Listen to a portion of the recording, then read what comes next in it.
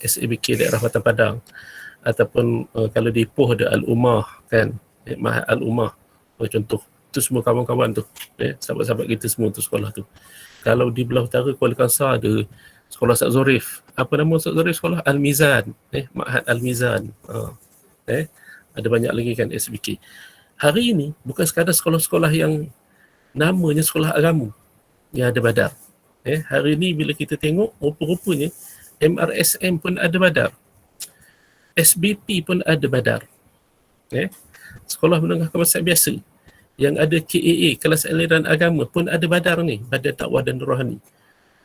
Dan lebih daripada itu, bila kita cek lagi, kita tengok lagi, di pusat pengajian tinggi sekarang pun dah ada badar.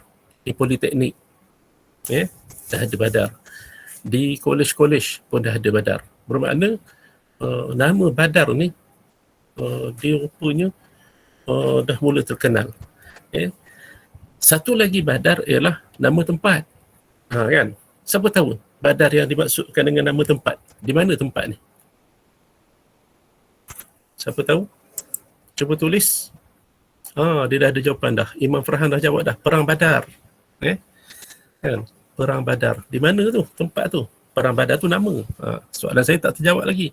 Nama tempat. Siapa tahu? Dan ada siapa-siapa pernah pergi ke Badar? Ada? Tak ada kan? Okey. Saya pernah pergi. Saya pernah pergi 2 kali ke Badar. Macam mana tu Ustaz? Boleh dah cerita sikit. Badar di Arab Saudi. Dia terletak lebih kurang 150 km daripada Bandar Madinah Al-Munawwarah. Di situlah tempat berlakunya perang Badar pada tahun yang kedua Hijrah pada 17 Ramadan, subuh Jumaat kan. Itu nama tempat. Dan bandar ni tempat yang menarik. Dia terletak di pesisiran pantai Laut Merah. Badar ni kampung. Dia satu kampung. Dia bukannya bandar besar. Kampung, kawasan perkampungan. Di dalam bandar, nama bandarnya Yambuk. Yambuk ni adalah satu bandar bandar industri, bandar minyak. Sebab di Arab Saudi ni negara minyak. Jadi di Yambuk tu ada pusat memproses minyak, dan juga pusat ataupun kilang memproses air laut untuk jadi air suling. Okey. Itu kalau nama badar yang kedua. Baik, kita nak ambil nama badar yang pertama tu, Badan Dakwah dan Rohani, yang ditubuhkan, diwujudkan di sekolah-sekolah. Sekolah kita. Baik, ada tak sekolah adik-adik yang tak ada badar, diguna nama lain? Ada tak selain daripada badar? Nak tengok ada tak? Sekolah dia tak ada badar, dia mungkin ada istilah nama lain, ada tak? Badri. Apa maksud Badri? Farah Akilah. Sama kot, Badan Dakwah dan Rohani.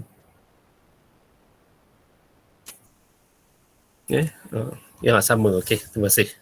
Jadi badar, ingatkan badar ni muzakkar, badri muannas. Sama, benda yang sama, cuma beza sikit nama. Okey. Usrah apa dia?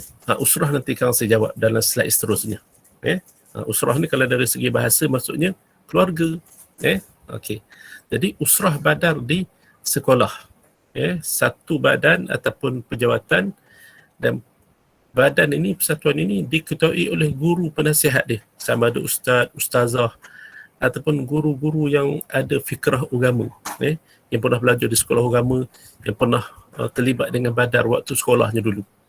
Saya secara peribadi, sekolah saya dulu tak ada badar, tapi kami ada usrah. Itu beza pula kan. Saya belajar dulu di sekolah saya tak ada badar. Kami tak ada persatuan nama badar sebab kami ada Dewan Pelajar. Jadi Dewan Pelajar ni yang uruskan usrah.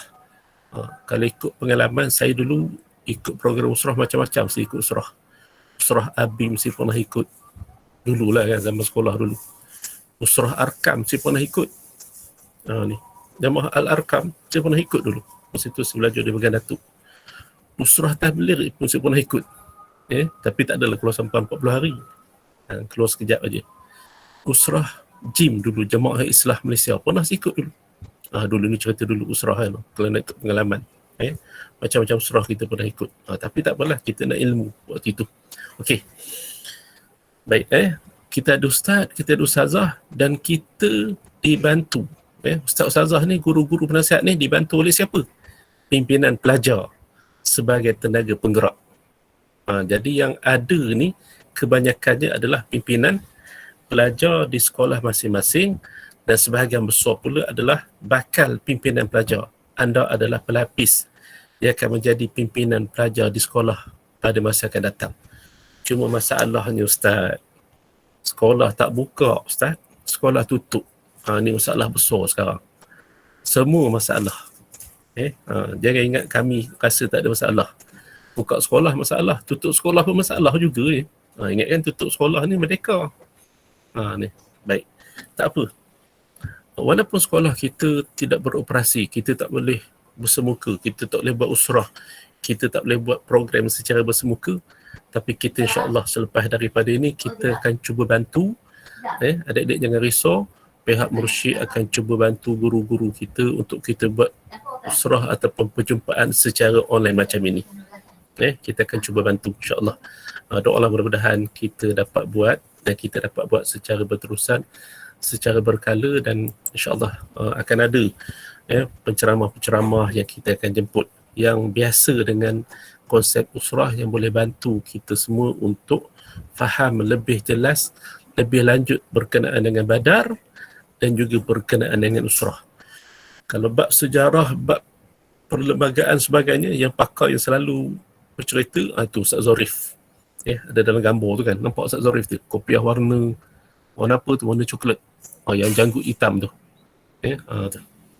Itu biasanya kalau ceramah tentang perlembagaan Badar ke, tentang sejarah Badar sedikit sebanyak, tu orang dia, Ustaz Zorif. Dia ada bahan yang lengkap. Okey. Seterusnya, slide yang seterusnya. Ustaz Zorif dah angkat tangan dah tu. Ustaz Ahmad Zorif bin Ramli. Baik, seterusnya, kita nak tengok slide seterusnya. Sebelum daripada itu, tak apa, terus kekal dengan slide ini. Sebelum daripada itu, saya nak beritahu, ada satu lagi saya nak cerita juga. Saya dah cerita dengan guru-guru adik-adik semua sebelum ni.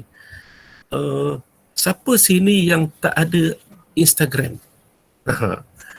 Cuba jawab, ada tak sesiapa di kalangan anda yang tidak ada IG? Iman tak ada IG. Siapa lagi yang tak ada IG, tak ada Instagram? Ramai juga tak ada Instagram ni. Ramai juga. Yang tak ada Instagram ni ada Facebook.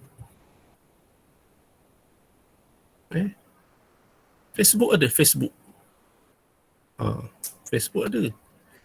Ada juga yang tak ada IG, tak ada Facebook. Habis, tahu dah. Koma tak main IG, koma tak main Facebook, koma main TikTok. Okey. Betul tu, apa yang betul? Main TikTok betul. Okey, tak apa. Itu selingan. Dia macam ni. Saya tengok dalam IG, saya dah cerita dah dengan ustaz-ustaz kita semua sebelum ni. Rupanya dalam IG ni ada banyak sekolah-sekolah yang yang buat IG Badar dia sendiri dan dimasukkan aktiviti Badarnya dalam IG. Cuba adik-adik yang ada IG nanti cuba tengok nanti lepas program nanti cuba tengok. Type IG Badar, tengok macam-macam sekolah ada keluar. Sekolah di Sabah, di Sarawak, di Belah Utara, Perlis, Kelantan, Terengganu, Pahang, Perak, MRCM, macam-macam. Ada macam-macam aktiviti dan canggih-canggih. Kita tengok memang hebat. Mereka itu Badar SIS, Badar Sekolah Izzuddin Shah, dia kata ada. Sekolah Izzuddin Shah bukan setakat IG Badar, IG kumpulan nasyid dia pun ada. Okey. Jadi maksudnya ialah bila sekolah-sekolah ni masukkan nama Badar ataupun persatuan Badar mereka dalam IG, maknanya Badar ni bukan benda kecil. Ni kita kena jelas Badar ni benda penting, benda besar. Jadi beruntunglah di kalangan kita yang dah dimasukkan dalam grup Telegram Qiyadi tu, pimpinan itu, dan kita akan bersama dengan grup itu nanti untuk menerajui program Badar di sekolah masing-masing. InsyaAllah kita akan buat sama-sama lepas ni. Cuma saya bagi pihak Mursyid Badar, Jaib, minta maaf banyak-banyak sebab kami agak terlewat. Tahun lepas kita pening COVID, kita pening buka sekolah tutup, buka sekolah tutup. Tahun ini pihak Mursyid pun ambil keputusan untuk kita menumpukan program kita secara Google Meet, Google Zoom ni supaya adik-adik di sekolah tidak tertinggal. Termasuk juga sekolah saya. Ada wakil abasiah dalam ni kan? Anak murid saya pun ada dalam ni. Okey. Baik, Badar ni badan penting. Itu tadi saya dah sebut. Itu pertama. Yang kedua, bila Badar ni badan penting, satu yang penting, kita ni juga orang penting. Nampak Badar ni penting. Tapi kita juga orang yang penting dalam Badar dan juga kita orang penting di sekolah. Rupanya kita ada banyak tugas. Kita ada banyak tanggungjawab yang kita kena buat dan kita kena laksanakan.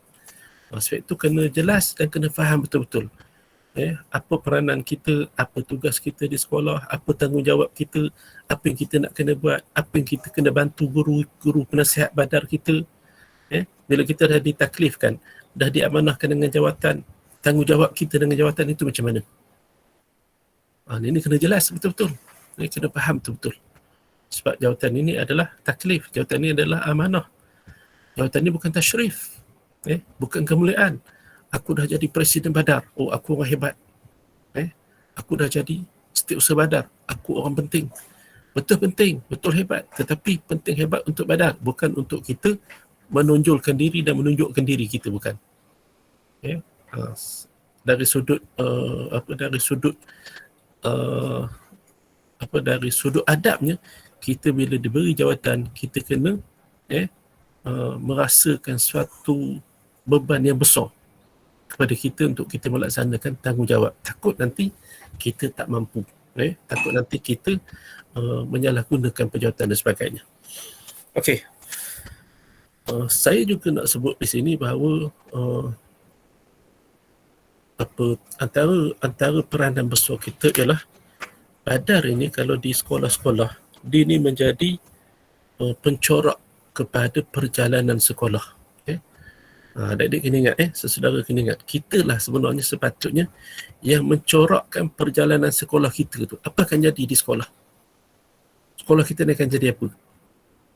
Maksudnya, hala tuju sekolah kita nak ke mana? Walaupun kita sekolah agama, tapi apa aktiviti?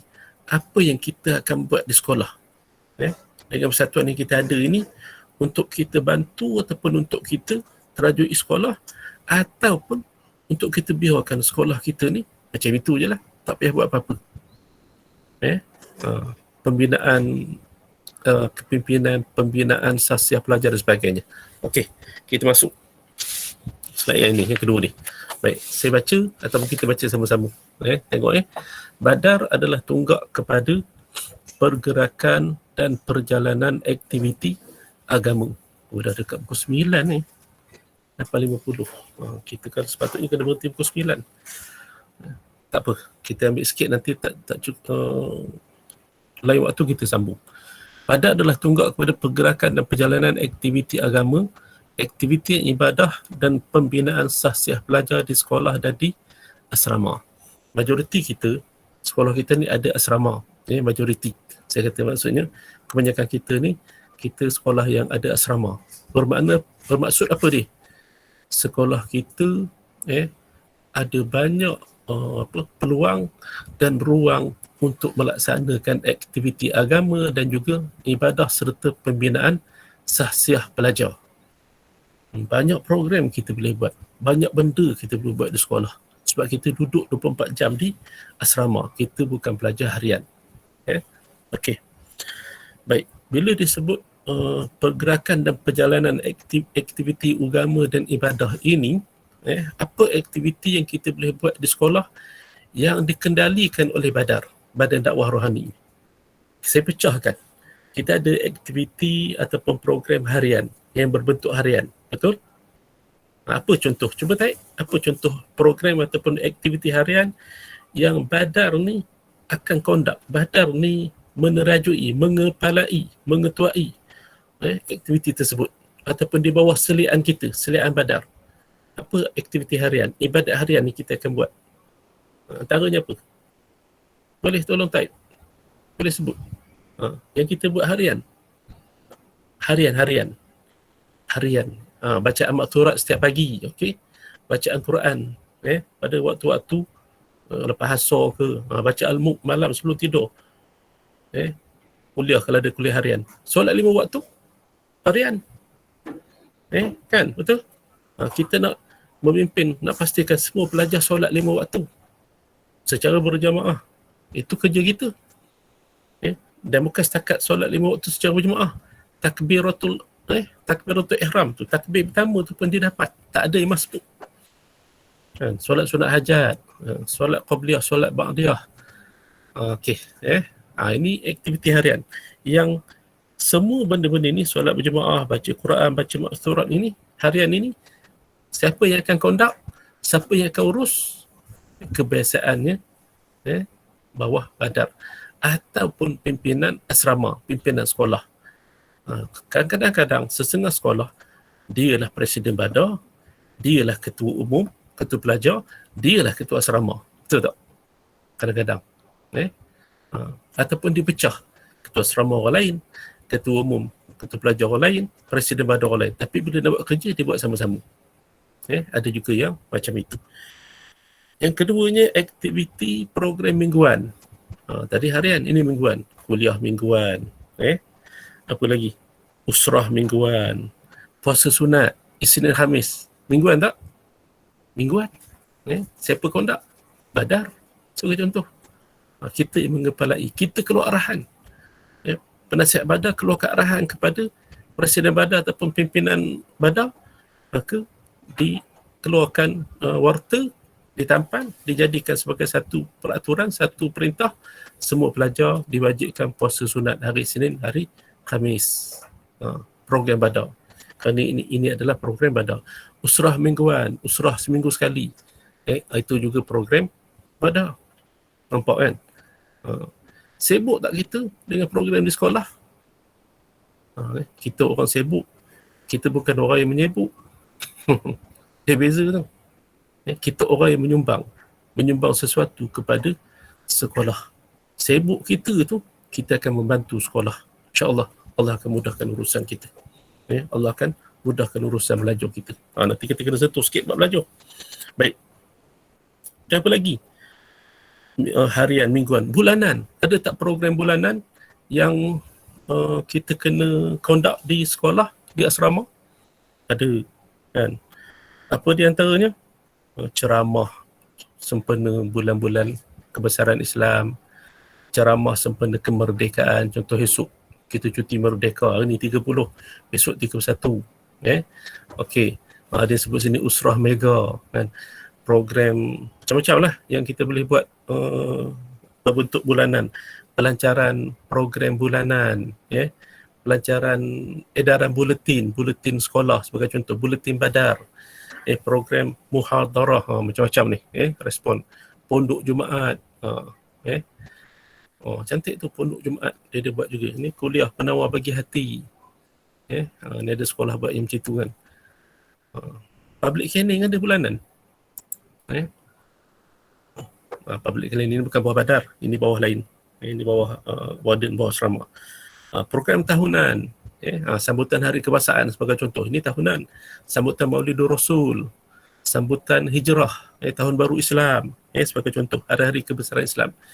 Baik, semua program ini kalau boleh, saya minta kalau boleh, kita yang jadi pimpinan badar, kita terlibat di sekolah. Jangan bagi persatuan lain yang urus semua. Ingat adik-adik, anda adalah pimpinan, anda kena terlibat sama. Wajibkan diri anda sebagai pimpinan badar, presiden ke, timbalan presiden ke, SU dan sebagai bandari, AJK, wajibkan diri anda yang menjadi pimpinan badar di sekolah masing-masing untuk terlibat dengan semua program-program ini. Jangan biar AJK asrama saja buat. Kalau ada di kalangan pimpinan badar, dia tak jadi AJK asrama, kena minta izin, minta kebenaran. Kalau kita tak boleh nak minta secara direct, apa, mohon melalui guru penasihat badar, jumpa dengan ketua waden. Tapi kalaulah sekiranya ketua waden itu adalah orang yang sama, sebagai contoh, dia ketua waden di sekolah, ustaz tu ketua waden, dia juga guru penasihat badar, senang ke susah urusan kita? Guru penasihat badar kita, dia lah juga adalah ketua waden ataupun waden di sekolah, ataupun dia PKM di sekolah, ataupun dia setiausaha HEM di sekolah, ataupun dia penolong kanan pentadbiran, sebagai contoh. Senang tak urusan kita di sekolah? Atiqullah dah jawab dah. Senang banget, dia kata. Mudah. Sebab apa? Orang penting yang ada jawatan besar di sekolah, dia menjadi peneraju kepada badar di sekolah. Alhamdulillah. Senang. Allah mudahkan urusan. Nampak kan? Tinggal lagi kita lah sebagai pimpinan badar. Kita nak tolong tak ustaz-ustazah kita yang jadi guru badar ni? Nak tolong ke tak nak? Kita nak tolong kan? Kita nak bantu. Yang kita tolong, yang kita bantu ni benda baik tak? Benda baik kan? Bukan benda yang buruk. Apa Allah sebut dalam Quran? Hal jazaul ihsan illal ihsan. Kan Allah sebut dalam Quran, Allah janji balasan kepada kebaikan, Allah akan balas balik dengan kebaikan. Kita buat baik. Kerja-kerja badan ni semua kerja-kerja makruf. Semua kerja-kerja yang dijanjikan oleh Allah SWT dengan pahala yang cukup besar, pahala yang banyak. Kita bantu guru kita untuk menyusun program. Tetapi kenapa ada setengah ahli tak nak join? Ini kena betulkan keadaan. Kita kena beri kefahaman. Nanti kita bincang insya-Allah. Itu satu soalan tu. Nanti kita bincang. Cuma mungkin suasana di sekolah berbeza. Saya tak tahu tu di sekolah Abang Long ni macam mana keadaan dia. Tapi kita kena pastikan. Salah satu caranya adalah kena menggunakan kuasa lah. Kuasa itu saya kata tadi. Kalau sekiranya guru penasihat badar kita adalah orang yang ada kuasa, orang yang ada kuasa tu dikeluarkan arahan saja. Wajib semua pelajar hadir. Wajib semua pelajar ikut. Selesai masalah. Macam saya pengetua sekolah. Mak Wasiah, saya pengetua. Sebelum ni saya penolong kanan. Saya baru jadi pengetua awal Januari hari itu. Baik. Masa saya jadi penolong kanan, sama juga. Badar ni bawah saya. Saya ada seorang ustaz, setiausaha HEM tu. Sekarang dia guru disiplin. Saya lantik dia sebagai guru penasihat badar. Sepatutnya bawah HEM. Tapi saya ambil alih. Saya cakap pada guru HEM, penolong kanan HEM, badar bagi pada saya. Macam saya curi pula kan. Tak, sebab saya nak mudahkan urusan supaya kita mudah nak susun kan, nak menguasai sekolah. Ayat dia nak menguasai sekolah. Maksudnya nak memastikan program-program ibadat kan, aktiviti agama ni berjalan dengan baik di sekolah. Okey. Jadi kita susun, kita boleh bagi arahan. Usrah sekolah, usrah asrama, wajib semua pelajar sertai. Mudah. Kan? Program motivasi. Sekolah saya sebelum ni dulu, sebelum COVID bermula tahun 2020, saya jemput Ustaz Menawi setiap bulan datang ke sekolah di Abbasiyah. Ni cerita. Ustaz Menawi sekarang adalah pengetua di sekolah Izzuddin Shah. Saya buat 10 kali setahun dengan Ustaz Menawi.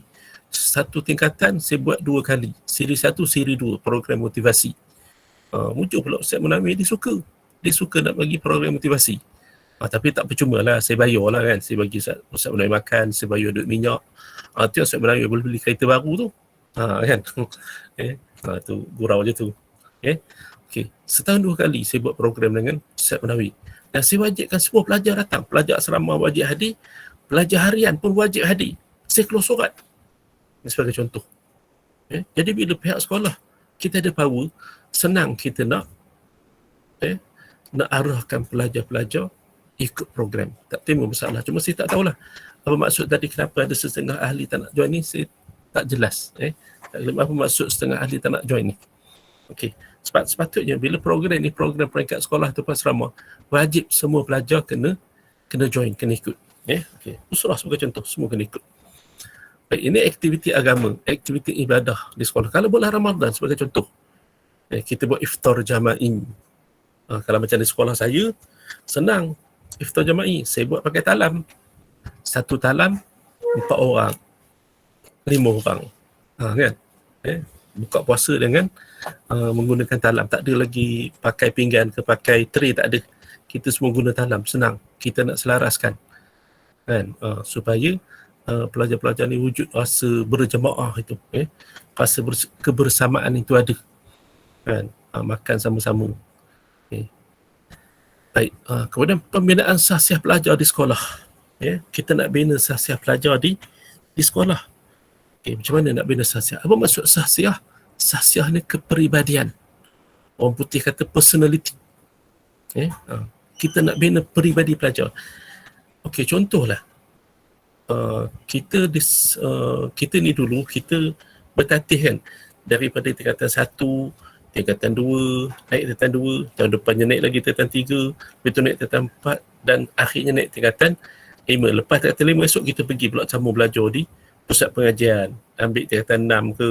Kalau contoh kalau di Perak ni tingkatan 6 ni sama ada di SMKA Bota ataupun di Izzuddin, sekolah Izzuddin Syahada tingkatan 6, STPM. Ambil STAM kalau sekolah Seman ni di Ta'iyah ada, di Sarjana ada, kalau di SABK di Al-Ummah ada, di Al-Ulum ada, kalau Semar di Irsyadiah Bagian Datuk ada, STAM ni. Lagi di mana ada? Di dulu ada di Al-Hidayah kan, sekarang saya tak pasti ada tak lagi. Ini antara sekolah-sekolah yang ada STPM dan juga STAM, itu sebagai contoh.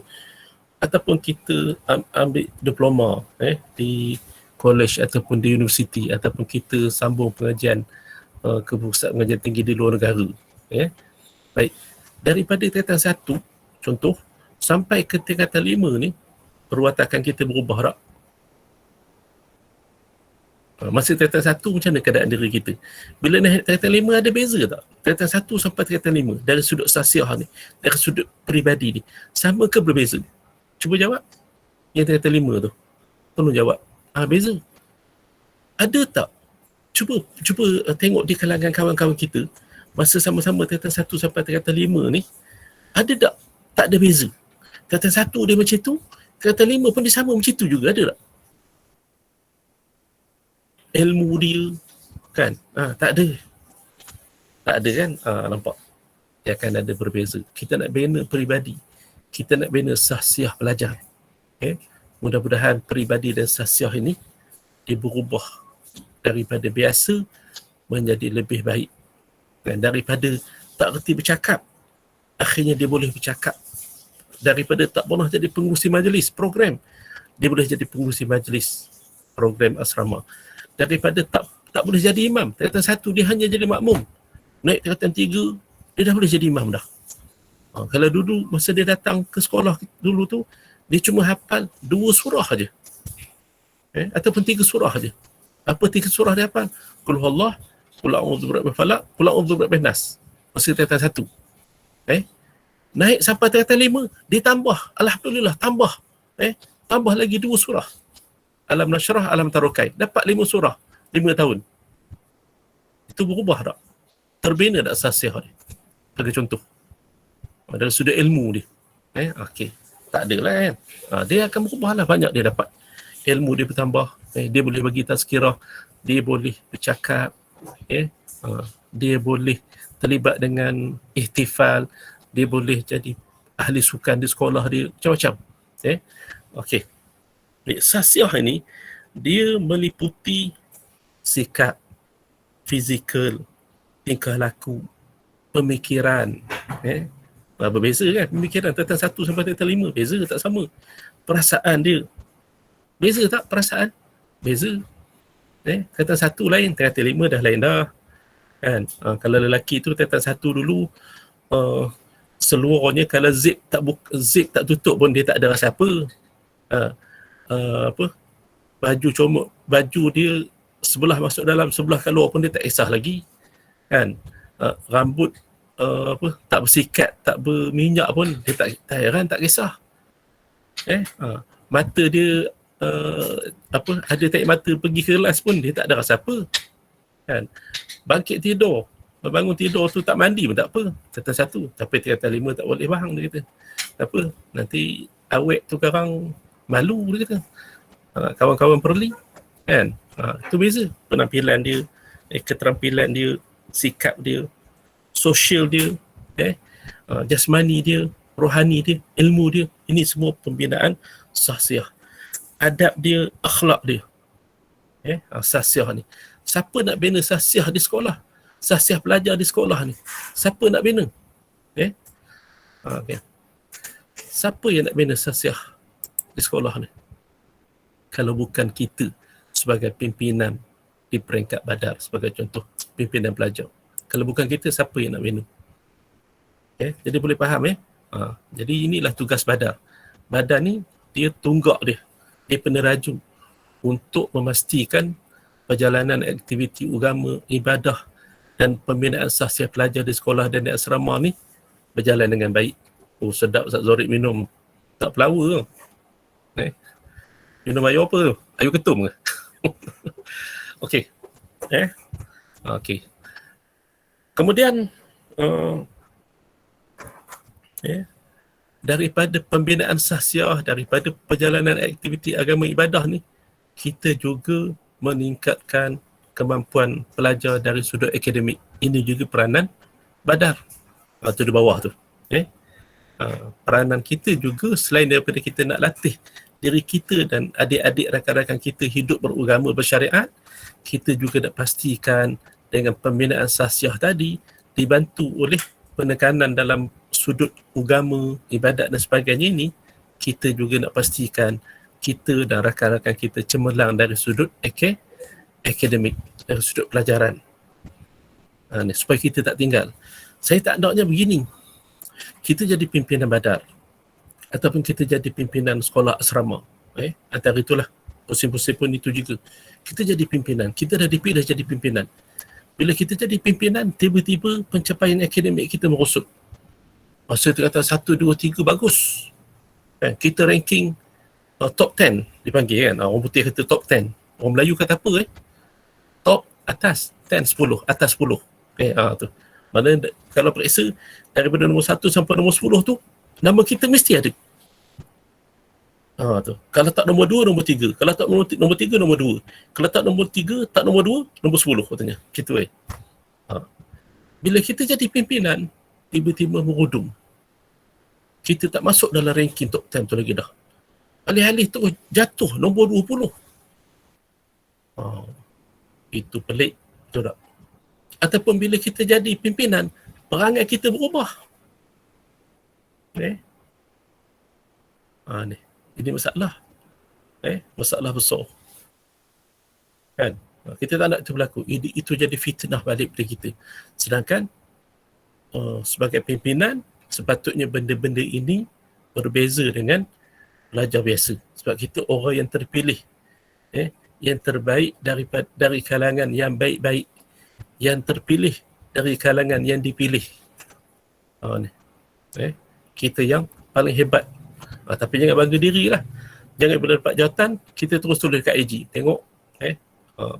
Ustaz pilih siapa ke? Jangan. Kan? Kita tak nak. Ataupun kalau ada WhatsApp, status WhatsApp tu. Dia tulis kat status WhatsApp, meninggi diri, tak nak. Okay. Clear kat situ. Kalau ada apa-apa soalan setakat saya cakap ni, boleh tanya. Ustaz Zorif, ini dah 9.13 jam saya lah. Macam mana kita nak berhenti pukul berapa ni? Tolong ingat nak berhenti pukul berapa? Ustaz Ramzi nak berhenti pukul berapa? Tolong beritahu. Baik, salah satu aktiviti penting badar ialah usrah. Salah satu aktiviti kita adalah usrah. Baik, apa makna usrah? Nanti kita akan jumpa makna dia. Sebelum daripada kita pergi makna usrah, kita tengok sikit. Tanpa usrah yang berkesan, badar akan menjadi jumud dan tidak mampu untuk melahirkan pemimpin pelajar yang berkarisma serta cemerlang akademik. Ini kita tak nafikan. 945 habis. Ya benar. Ya ke 945? Belum. Okey. Okey. Pelan-pelan sikit-sikit. Kan nanti kita buka soalan. Sambil tu adik-adik kalau ada soalan terus tulis dalam chatting tu ya. Nanti kita cuba kongsi sama-sama. Baik. Kita tak nafikan salah satu daripada aktiviti penting dalam perjalanan badar di sekolah ini adalah usrah tadi yang kita dah sebut. Baik. Tanpa usrah yang berkesan ni, badar akan jadi jumud. Apa maksud jumud? Jumud maksudnya tak ada peningkatan. Dia statik. Dia tak berubah kepada yang lebih baik, pada lebih elok. Macam tu je. Opinion kata apa? Pimai tang tu. Satu. Yang keduanya, dia tak mampu nak lahirkan pemimpin pelajar yang berkarisma serta cemerlang akademik. Setengah orang dia anggap bila dia tak terlibat dengan dengan aktiviti akademik ni, aktiviti co-curriculum sebagai contoh kan, dia tak masuk persatuan, dia tak masuk badan beruniform, dia tak sertai sukan, dia kata aku nak fokus belajar je, dia kata aku tak nak tumpu benda lain. Tak ada cemerlang juga. Nampak? Sebab itu kita kena kuasai ilmu-ilmu alat ini, ilmu-ilmu tambahan ini. Program kepimpinan, program untuk membimbing adik-adik pelajar ni, apa kalau setengah sekolah dia kata rakan sebaya, PRS, program rakan sebaya. Benda-benda ini bukan program akademik, maksud saya dia tak ada dalam buku teks sekolah. Kita belajar bahasa Arab, kita belajar pendidikan Islam, kita belajar Quran Sunnah, Syariah. Dia tak ada subjek itu, rakan sebaya apa semua ni. Maksudnya secara akademiknya tak ada. Nak susun kertas kerja apa semua ni, nak buat minit mesyuarat apa, tak ada dalam subjek akademik kita secara rasmi. Nak dapat di mana? Nak dapat melalui badan-badan ini. Antaranya badar. Kita diajar berorganisasi. Kita diajar ilmu memimpin. Ilmu untuk mempengaruhi orang cara baik. Ilmu untuk mengarah orang bawah. Ilmu untuk bercakap.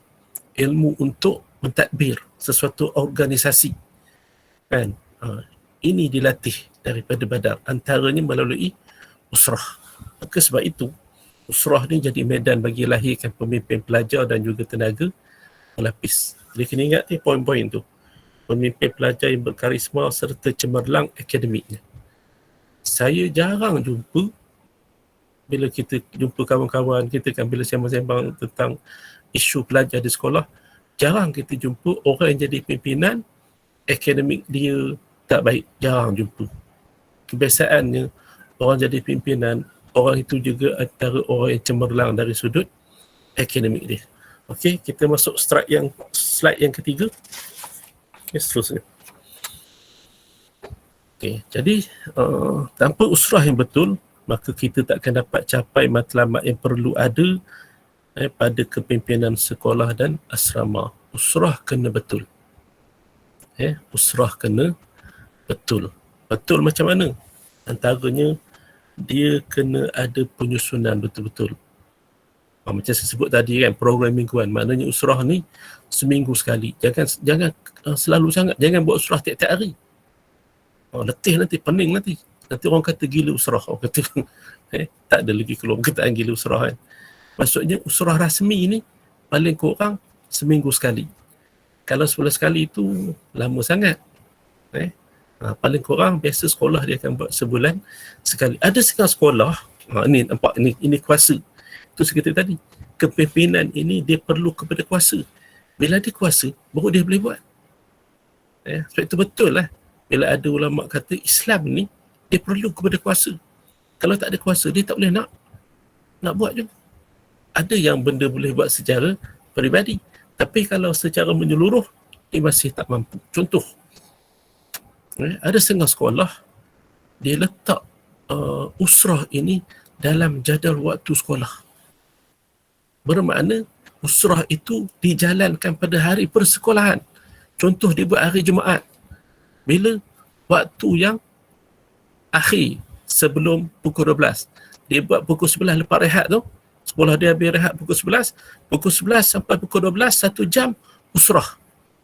Dia wajibkan semua pelajar terlibat dengan usrah. Nampak? Dia susun macam itu. Ini kuasa siapa? kuasa pengetua ataupun penolong kanan, dia boleh mengapa pujuk pengetua ataupun dia berhujah ataupun dia keluarkan fakta yang menyatakan usrah ni penting masuk dalam jadual waktu sekolah. Saya pernah dihubungi oleh seorang pengetua daripada satu sekolah, saya tak sebutlah sekolah mana. Dia tanya saya, "Ustaz, ada tak buat usrah di sekolah?" Ada tau, cuma saya kata saya buat di asrama, tapi saya tak buat waktu sekolah. Saya buat malam. Saya kata hari Jumaat malam Sabtu di sekolah saya lepas maghrib. Saya wajibkan pelajar hadir semua. Pelajar harian pun saya minta hadir juga. Kan? Tapi saya buat setiap minggu, saya kata. Kecuali kalau minggu yang balik kampung tu tak ada lah, saya kata. Dan saya gunakan buku usrah secara rasmi. Kata satu ada buku tahun 1, kata 2 buku tahun 2, kata 3 buku tahun 3. Dan kita ada pimpinan yang menjadi rakib untuk usrah tersebut. Ni saya buat macam tu. Ada setengah sekolah pula bila saya hubungi, macam saya sebut tadi lah, mereka adakan usrah itu pada hari sekolah. Hebat sekolah tu.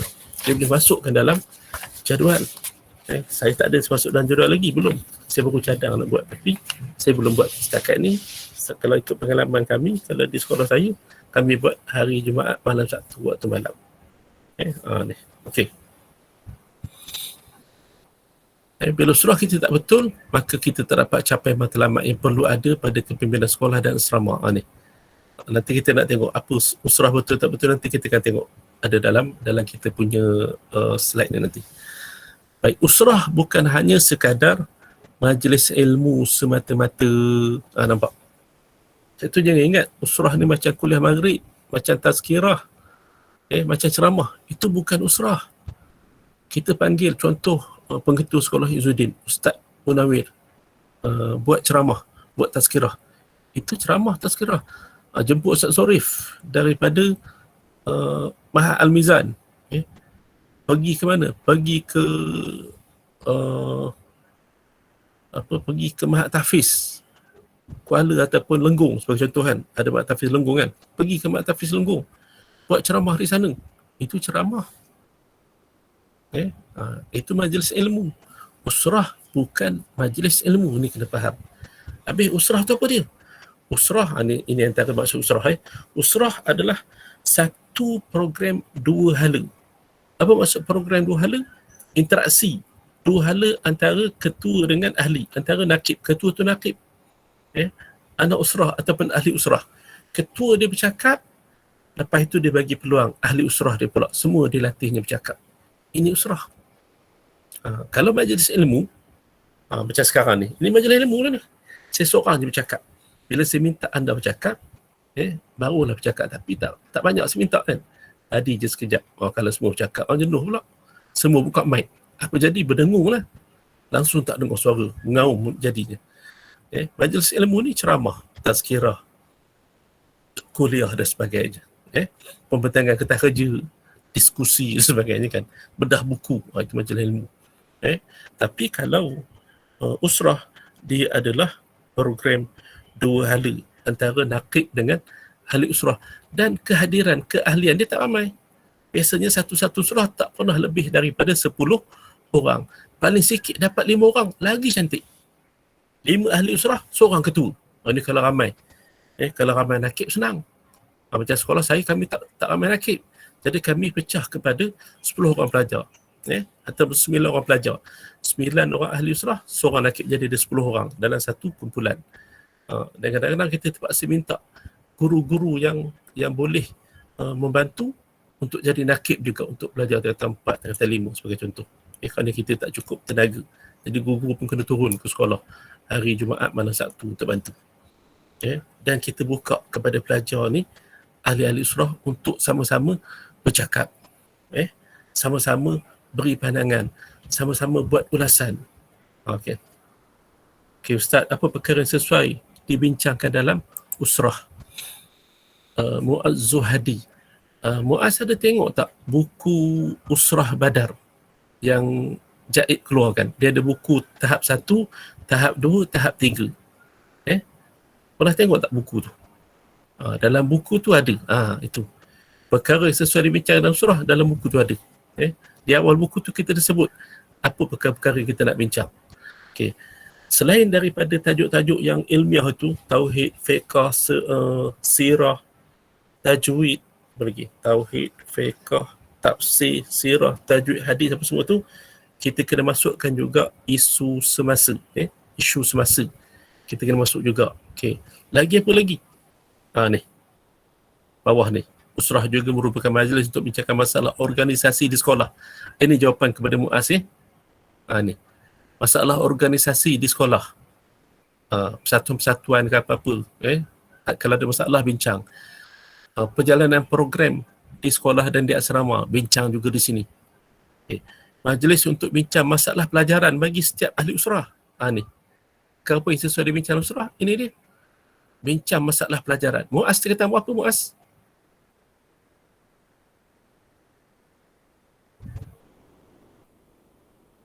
Muaz Zuhadi. Tingkatan 5. Okey. Bincang masalah SPM dalam usrah. Tak faham matematik. Ada tak dia kalangan ahli usrah yang pandai matematik? Bincang. Kalau katakan ahli usrah tu semua tingkatan 5, dia dah boleh jadi study group. Tapi kena pecah lagi lah. Study group ni tak boleh ramai. 3-4 orang cukup lah. Apa juga isu yang berkaitan dengan pelajaran yang kita tak faham, bincang dalam usrah. Selesai banyak masalah sebenarnya. Daripada kita tak tahu, kita boleh jadi tahu. Okay? Usrah juga menjadi majlis untuk bincang masalah peribadi. Ni. Kita ada masalah peribadi. Ahli usrah kita ada masalah. Apa antara masalah peribadi ni?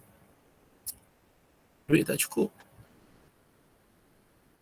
Mak ayah kita bagi belanja RM50 sebulan, contohlah kan. Tak cukup duit belanja. Sebagai contoh, ada pelajar yang dia tak cukup, ada pelajar dia berjimat, ada pelajar dia tak boleh nak berjimat, kan? Okay. Bila tak cukup, siapa nak tolong? Ahli usrah bantu, kena tolong. Ataupun ada masalah apa lagi, kalau kata masalah peribadi ni, masalah keluarga yang dia tak boleh cerita. Nanti kita ada jumpa dalam slide. Kadang-kadang bila dia rapat di kalangan ahli usrah ini, menyebabkan hubungan dia dengan ahli usrah lebih rapat. Kadang-kadang tu, ini tak dinafikan, lebih rapat daripada hubungan dia dengan ahli keluarga dia. Dia tak boleh nak share dengan mak dia, dengan ayah dia, tapi dia boleh share dengan kawan-kawan dia. Tapi dari satu sudut bahaya, dari sudut keibu-bapaan dia bahaya kat situ. Tapi dia nak ceritanya dari sudut positif, kita nak ambil, dia boleh sembang apa juga benda tanpa sebarang rahsia dengan ahli usrah. Kalau sampai tahap macam tu, itu antara ciri-ciri usrah dan ahli usrah yang berjaya dan nakib yang hebat. Dia boleh tackle ahli usrah dia. Masalah hubungan dengan kawan-kawan, mungkin dia ada masalah dekat dom, kawan satu dom, sebelah katil dia tak suka, kawan tu jenis kok kata, suka buat bising di asrama, suka buat sampah buang dekat katil dia. Ada setengah pelajar dia tak suka. Pelajar yang jaga kebersihan dan sebagainya kan, dia tak suka. Kawan yang ambil sabun dia, kawan yang ambil ubat gigi dia, kan, kawan yang suka macam-macam lah. Perkara yang berlaku di asrama ni, kadang kita tak jangka. Kita nampak sesetengah tu, kadang-kadang kita kata perkara kecil, tapi rupanya dia jadi perkara besar, dan mengganggu dia, terganggu. Bawa isu ni dalam usrah. Nakib kena selesaikan nanti. Nakib sesama nakib pula kena bincang kalau ada masalah. Dan ada benda-benda yang berbentuk peribadi ni, dia tak boleh didedahkan. Dia kena dirahsiakan. Ini kena jaga. Benda-benda ni kena jaga. Ini fungsi ataupun tugas nakib. Sebagai contoh, kalau kita ada antara kita jadi nakib kan.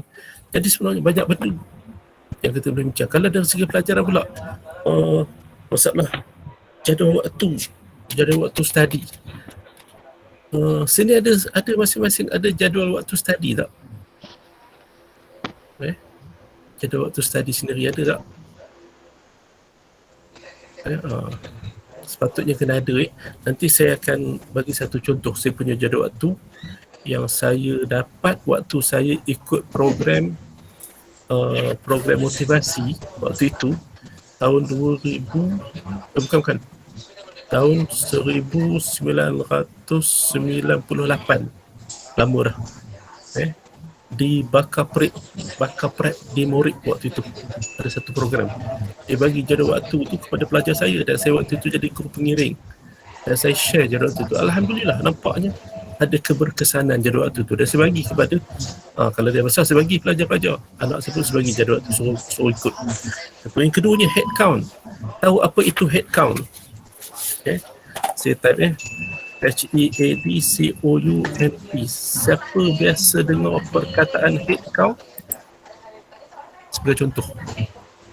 Ini bukan cerita pasal ini sangat, tapi nak share sikit head count ni. Siapa tahu? Ada yang tahu? Kalau tahu jawab Y, kalau tak tahu jawab N, no. Yes ataupun no. Ada yang tak tahu. Muaz tak tahu je. Amir, ramai yang tak tahu ni. Ramai tak tahu. 1, 2, 3, 4, 5. Ramai tak tahu. Lagi siapa lagi tak tahu? Jawab cepat. Okey, saya akan tolong anda semua. Okey, saya nak share sikit. Sebelum kita habis nanti. Saya seorang guru. Saya juga seorang bapa, seorang abah kan. Anak-anak panggil saya abah. Okey, ramai tak tahu tak apa. Jadi untuk tolong anak-anak saya dan juga tolong pelajar-pelajar, saya macam ni. Bila kita jadi guru di sekolah, anak-anak kita pada saat ini saya lah kan.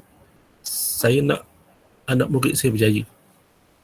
Saya nak anak-anak pelajar saya cemerlang dalam pelajaran.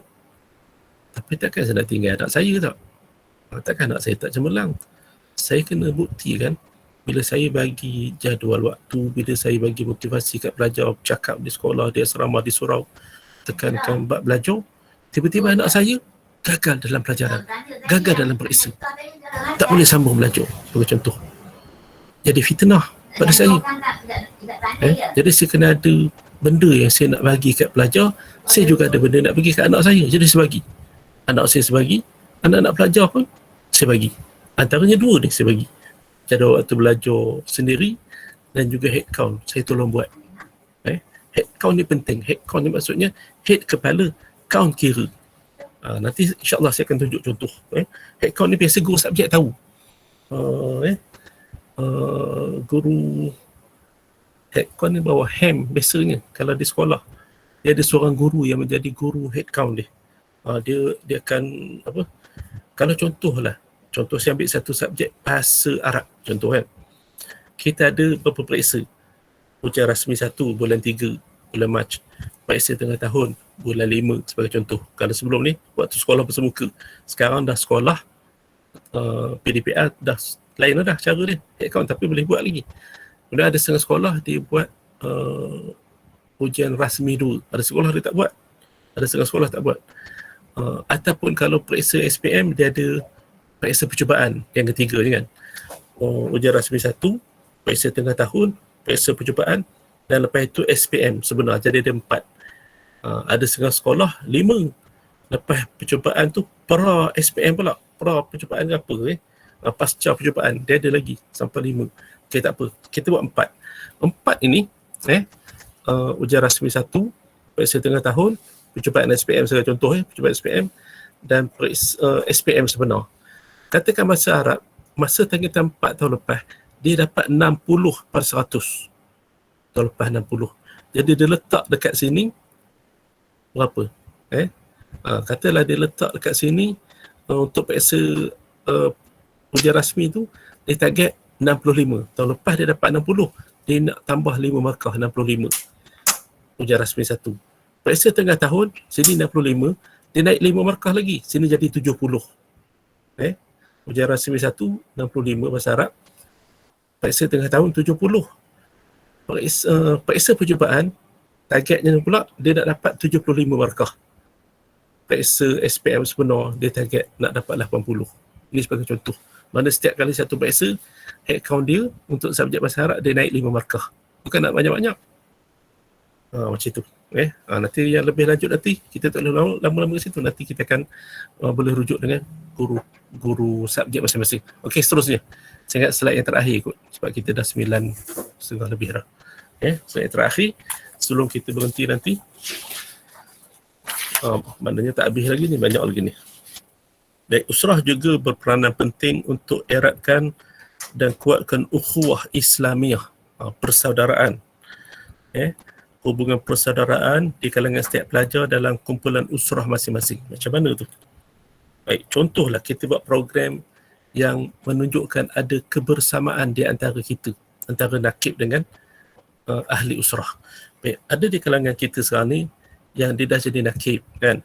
Ada yang dia belum jadi nakib, dia hanya ahli biasa. Okey, tak ada masalah. Maksud kita di sini ialah hubungan persaudaraan. Nakib ni peranan dia besar. Ahli biasa peranan dia besar juga, tapi tak sebesar nakib. Nakib ni dia kena eratkan hubungan, ukhuwah ni, persaudaraan dia dengan semua ahli usrah. Besar ni tukang nakib, bukan kecil. Min wajibatin nakib, antaranya ini, ukhuwah Islamiah, hubungan persaudaraan setiap ahli usrah dalam kumpulan usrah tu mesti erat, mesti kuat. Macam adik-beradik, walaupun kita anak lain mak lain ayah kan, dan kita lain tempat, seorang daripada Sungai, seorang daripada Ipoh, seorang daripada Kuala Kangsar, seorang daripada Teluk Intan, seorang daripada Batu Gajah, semua dari tempat yang berbeza, duduk dalam satu kumpulan usrah, dan kita ada hubungan persaudaraan yang hebat. Pak kata patah Melayu, cubit pergi kanan, pergi kiri terasa. Baik. Apa cara, apa kaedah nak mewujudkan ukhuwah ini? Sebagai contoh, sebagai contoh yang paling mudah, kalau kita di sekolah, di asrama, kita ada program puasa sunat Isnin dan Khamis sebagai contoh. Nakib keluarkan arahan kepada ahli usrah, hari Isnin dan Khamis kena puasa sunat. Hari Isnin dan Khamis kena puasa sunat. Okey. Kita buat program sahur sama-sama. Katalah sahur kita makan roti gardenia. Makan roti gardenia. Makan sama-sama. Kalau makan Maggi lah sama-sama kongsi. Sebagai contohan. Buka puasa pula, kita buka puasa sama-sama. Ni. Makan berbuka tu bersama-sama. Dan kalau kita boleh makan dalam talam sama-sama lagi baik. Kalau ada 10 orang, buat 2 talam sebagai contoh. Kita wujudkan suasana itu. Buat study group. Ataupun buat study bersama-sama. Kalau tak buat study group pun study sama-sama. Duduk dalam satu kelas. Buat penjumpaan tak rasmi. Selalu bertanya khabar. Jangan seminggu sekali je. Kadang-kadang seminggu, hari-hari yang tertentu kita buat perjumpaan secara tak rasmi. Jumpa sekejap 5 minit ke, ada masalah tak? Cuba tanya. Ataupun sambil kita berjalan tu, kalau kita terjumpa, kita tanya. Ataupun waktu rehat setiap hari, kita rehat sama-sama kan. Kalau kita boleh rehat sama-sama lagi senang. Rehat terus kumpul dekat kantin sama-sama. Ini bukan asubiah. Ini bukan asubiah. Ini adalah nak mengeratkan hubungan persaudaraan. Ini contoh kan. Bila hubungan persaudaraan ini erat, usrah itu berjaya. Usrah itu berjaya membentuk satu mekanisme yang terbaik. Kesilapan nakib dan ahli usrah dalam memahami fungsi usrah di peringkat sekolah menyebabkan perjalanan usrah jadi lesu dan tidak bermaya, dan tidak memberikan apa-apa kesan kepada peribadi ahli usrah, nakib, dan juga peningkatan kecemerlangan akademik di peringkat sekolah. Contoh usrah lesu dan tak bermaya ni apa dia? Contoh macam sekarang. Contoh macam sekarang, bila kita dah tak bersemuka, kita buat PDPR, kita tak bersemuka, apa perasaan kita dengan kawan-kawan kita yang lain? Kalau dia ada kawan rapat, itu lain cerita. Tapi kalau ahli usrah, yang kita pernah usrah sama-sama, cuba kita muhasabah, tengok sekarang, apa perasaan kita dengan ahli usrah kita? Rasa lesu tak dengan ahli usrah? Maksudnya, ada rasa rindu tak? Ada rasa nak jumpa tak? Sebab itu sebenarnya, hikmah di sebalik cuti kerana virus COVID ini, boleh tak kita buat usrah secara secara maya guna Google Meet? Boleh tak boleh? Cuba jawab. Ada tak siapa-siapa yang buat usrah secara online sekarang? Rafiq Tuariwah jawab boleh. Ada. Irsyad Kamal kata ada. Cuba buat. Tak perlu tunggu guru penasihat kita buat. Sekarang ni kita cuba buat Google Meet, kita bincang sama-sama. Kan? Siang kita ada PDPR, petang ataupun malam kita buatlah, banyak masa sebenarnya. Kan? Waktu-waktu ini walaupun kita terpisah di rumah masing-masing, tapi kita boleh buat perjumpaan secara maya, buat usrah secara maya, buat study group secara maya. Kan? Tanya dengan kawan-kawan kita apa yang kita tak tahu. Itu maksud dia perjalanan usrah jadi lesu dan tidak bermain. Bila apa? Bila nakid dan ahli usrah dia tak faham fungsi usrah di peringkat sekolah. Tadi saya dah sebut kan, dalam slide-slide sebelum ni tadi kita dah sebut dah apa peranan dan apa fungsi dan apa benda yang kita kena buat di peringkat sekolah. Saya rasa sekadar itu dulu untuk malam ini. Baru 3 slide daripada 18 slide, maknanya kena sambung lah. Tapi singkat, kalau untuk ke depan esok kita minta tolong Ustaz Salim pula sambung nanti tengok muka saya nanti cemur pula. Tahu Ustaz Zorik dah buka kopi harah, antuk dah tu. Okey, baik. Saya ingat sekadar itu dulu. InsyaAllah nanti kita akan sambung lagi di lain sesi. Nanti kita tunggulah maklumat daripada pihak Badar, pihak Musyid Badar, bila kita akan sambung semula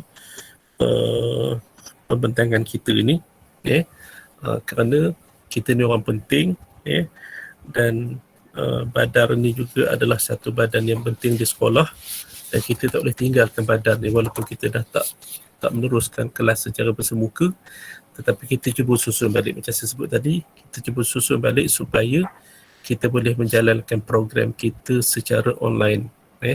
Ada banyak program yang kita boleh susun nanti, insyaAllah. Kita akan bantu sama-sama dan kita buat sama-sama. Dan kalau ada sekolah-sekolah yang ada program yang tak dibuat di sekolah lain, kita boleh share nanti.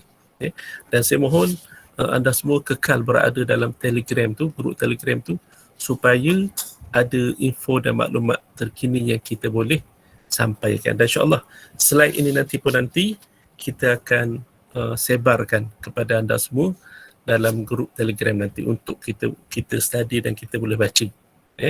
Jadi sekali itu dulu, sekali lagi saya ucapkan terima kasih kepada semua yang sudi dengar, yang sudi berkongsi, yang sudi untuk sama-sama daripada awal sehingga akhir tadi.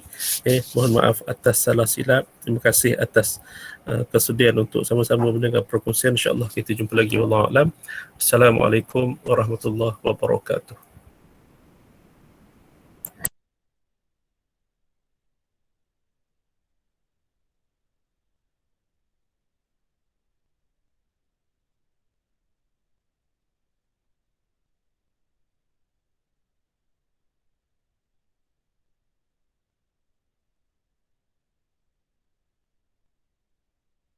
Ustaz Zorik, suara tak dengar, suara tak buka. Assalamualaikum warahmatullahi wabarakatuh. Kepada Ustaz Aswad, ucapkan jazakallah khairan katsira. Jadi saya boleh saya minta supaya kita buka gambar kot, nak tunjuk sekali gambar. Ada seramai tu 900 100 lebih tu. Pakai keluar belakang ni. Boleh ke? Ambil buka gambar. Ustaz Ramzi dia kan? Ustaz Ramzi boleh ambil gambar? Ustaz Ramzi, ya tak? Kita tak. Dah ambil dah tadi. Ambil dah, ambil dah. Google Meet dah tak ambil semua. Dia page 1 je boleh ambil. Okey. Boleh. Dah ambil dah tadi. Okey. Jazakallah khair kepada semua yang hadir dalam malam ni. Kita mencapai sampai 116 orang tadi, sebenarnya ramai tadi. Alhamdulillah lah. Pada seluruh sekolah-sekolah yang ada lah. Daripada Izzuddin mungkin ada kot. Saya tak tahu. Tempat semua dah nama masing-masing. Dia masing-masing sekolah sarjana, sekolah-sekolah agama rakyat, sekolah agama tahfiz, SBK yang ada. Dia Alhamdulillah kita dapat berhimpun selama ini. Semoga dengan perhimpunan ini diberkati Allah Subhanahu Wa Taala lah. Kalau ada apa-apa nak bagi cadangan ke, tapi tak lama lah, kejap ya. Kita sudah hampir 9:45 minit lagi. Ada ruang untuk nak cakap apa ke, ada sesiapa nak keluar kenyataan ke apa ke, cadangan ke atau persoalan ke, boleh insya-Allah. Tak ada. Abang tak ada lah. Cuma ada soalan bila nak berhenti ya. Saya rasa cukuplah setakat ini. Bagi memberkati majlis, kita sudah pukul 9.44, menghampiri 9.45 dah. Dan surat ada bentang panjang dalam 18 muka surat ya. Ada 63 skrip ya. Jadi dapatlah kita hari insya-Allah akan datang ada pertemuan-pertemuan semua nuqabah yang akan datang insya-Allah. Jadi kalau tak ada apa-apa, ada keluar baru kan? Mesej. Daripada 100 lebih tadi keluar secara beramai-ramai tadi. Jadi tak ada apa-apa ya. Mari sama-sama insya-Allah kita iltizam.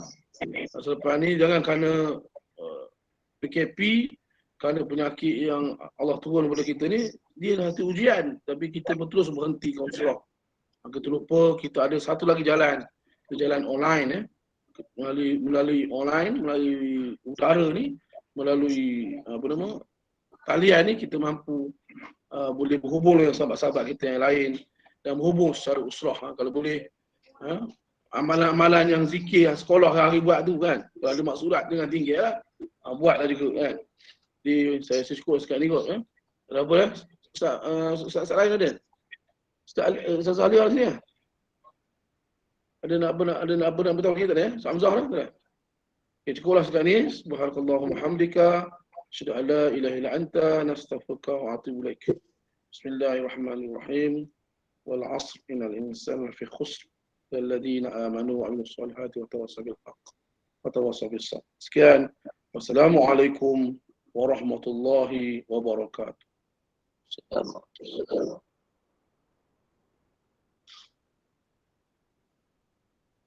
Jazilan ya Ustaz. Puan. Sama-sama. Terima kasih semua. Tahniah. Ada Ustaz Fikri ni. Ustaz Fikri tu, Ustaz Fikri tu, angkat tangan Ustaz Fikri. Dia ramai tak kenal Ustaz. Ada, alhamdulillah. Lepas ni kita akan cuba masuk MRSM pula, MCKK pula kan? Ustaz Fikri? Oh, Ustaz Fikri pun ada, Ustaz Fikri. Khabar Ustaz? Ada. Alhamdulillah Ustaz Fikri Tak kenal. Ustaz Fikri tak payah dengar lah. Jangan tu. Rindu macam Oh, Ustaz hebat Fikri eh. nampak. Tu Ustaz Zainuddin tu ada juga datang lagi tu. Tahniah Zainuddin pula. Sambung. Lepas ni tolong sambung Saya baru 3 slide tu. Nanti sambung. Bagi Ustaz kita Zainuddin dalam pula. Tolong share. Saya pun nak mengaji juga tu. Ustaz Din ada, Ustaz Din. Anda tak reti orang kena bola tampar reti lah. Bola tampar pun surah juga kan. Dia nak kerat surah ke masjid RT lah. Tak boleh main bola tampar lah ni Ustaz. Mawin. Boleh tampar di bola tu. Jadi bola tampar. InsyaAllah. Kita bertemu di Maya juga, tak main pun berusaha di Maya juga dengan volleyball. Oh, hebat tu. Ambil gambar, tampar bola. Boleh. Kalau agak keras skrin komputer tu, tampar ke komputer kali bola tampar. Kali kan. Geram pula tengok Ustaz Zorik rasa nak tampar rasa. Kali boleh sampai lah. Sakit elbow weaker tak boleh lagi lah. Jangan sampai ke Manam. Sampai ke mimpi Ustaz malam ni. Ustaz Fikri dah pergi dusun Ustaz Zarid Ustaz Fikri. Dah. Kami banyak kali dah pergi. Oh, ada tengok lembu makan royan? Oh, tak. Yang tu tak pernah jumpa lagi. Nanti kita surah musim royan tengok lembu makan royan. Selalu tengok Ustaz Zorik je makan royan. Tapi lembu dia boleh sembelih habis lah Ustaz. Tak ada lembu lah. Ada ayam pikok lah. Oh, tinggal ayam lembu dah tak ada. Kampung pikok ayam tu. Ayam warna ungu tu tinggal. Lembu dah habis semua sembelih lah. Jadi barbecue ayam lah pula. Ayam kan bela memang dah ada lama tu. Ayam jenis tu lah. Orang Indo tu bela lah. Duduk kawasan tu. Cele tu banyak lah cele tu. Cele tu tambah lagi lah. Ada barang masuk lagi. Boleh lah. Boleh buat program ni. Boleh. Tapi ada dewan besar tak siap lagi. Dewan kosong lah. Cuma tu je lah. Ustaz Hamzah keluar? Tak ada dah. Keluar ke. Ya, mana? Yang dimasuk MCKK dengan MSC comel tu. Sebab kita pun kau boleh nak target lagi tu. MSM Kuala Kangsar tu anda dah bawa buku dah jumpa dengan ustaz dia. MSM Kuala Kangsar. Ustaz apa? Ustaz Faizal apa? Ustaz lupa. Baru ni saya ada buat program dengan MRSM dengan MCKK. Ustaz. Jadi MRSM memang dia dah ada dah badar tu, cumanya pelaksanaan dia tu dia under personal je. Dia bukan Ustaz dia belum tak sebelum dapat lah.